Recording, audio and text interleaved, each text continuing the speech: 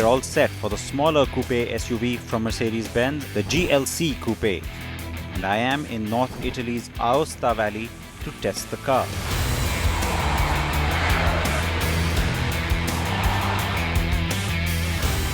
Lots of these coupe SUVs are going to make an appearance very soon, not just from the premium brigade, but also from the mass brands. Even Mahindra is considering one, as you know. So really, just get used to seeing them.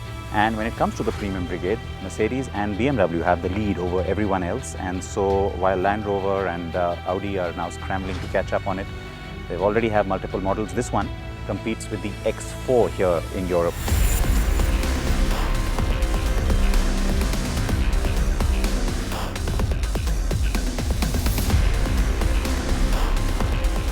The X4 is a car we're not going to be getting in India anytime soon, but the GLC Coupe will come, so that's a good thing. And I have to say that from a design point of view, it is the most proportionate coupe SUV that I can think of, and it is really nice to look at, especially at the rear. Yes, I'm saying that. The roof comes down nice and gentle. It's a short stubby boot, and yet it's not too tall. The rear also incorporates what's becoming like a hallmark of all coupes from Mercedes-Benz, car or SUV. And that's the nice tail light treatment. Looks really sharp. I'm not a fan though of this chrome strip on top. I think it's a little overdone. I get it, they're trying to break the monotony of all that metal, but could have done without it as far as I'm concerned. But the color looks great and the rear is very attractive. It's also, I think, because the car sits lower than the regular GLC, intentionally done, of course, by both the stylists and the engineers, because the lower height also gives the car a sportier dynamic.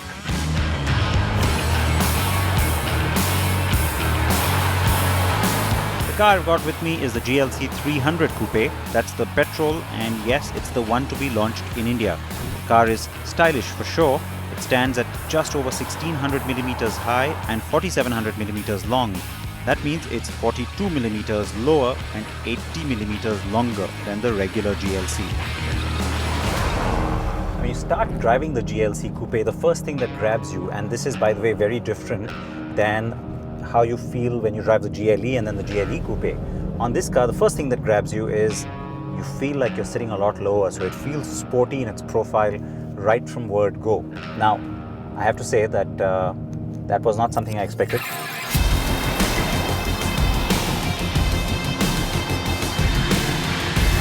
Now, this location was perfect to test the agility of this car, as I got elevation changes and plenty of tight corners and hairpin bends to really put it through the paces, and the car does impress.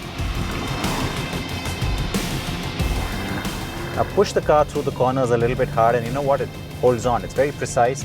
Everything about the car is very German in that sense, because it is very precise, but the steering feels a little dead. It's got a little weight to it, which isn't really a lot of fun. I would have expected a little more feedback, especially in Sport Plus mode, which is missing, but otherwise it does everything you want it to. It hangs on nicely in the corners, and in Sport Plus mode you get the longer gears, so it kind of holds on to a gear just a little bit more, again urging you to just push the car and maybe, you know, push the pedal a little bit more as well. It also sounds pretty good, I have to say. The engine has an energetic note and gets you excited with its high-pitched growl.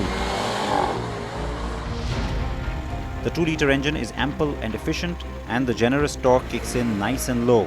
The 9-speed auto gearbox is becoming standard across the new Mercedes-Benz range. The standard 4MATIC all-wheel system transfers all that torque to all 4 wheels efficiently and quickly. It is too early to guess whether or not the air body control air suspension will come to India. I did try it out when I drove the 250D, which was the diesel GLC Coupe, but I have to say that the standard dynamic control is actually pretty good. The Mercedes says that this car is a lot more dynamic than the regular GLC, which means that it's not just 1 or 2 parameters that have been tinkered with. In every aspect, they've tried to make the car a lot more sporty, and so even when you look at the different suspension settings and of course the different driving modes, so for example, if you put it in comfort or eco or of course sport and sport plus, for each of those modes, Mercedes says that each one is a little more dynamic and a little more sporty than its counterpart on the regular GLC.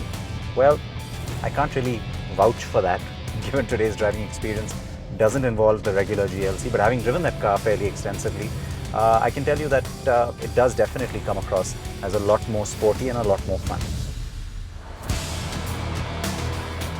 The GLC Coupe will arrive in India in the second half of 2017, and yes, we will be getting that GLC 300 Coupe. I do hope the arrival of the GLC Coupe and then possibly the Audi Q2 will spur BMW into bringing us the X4 as well.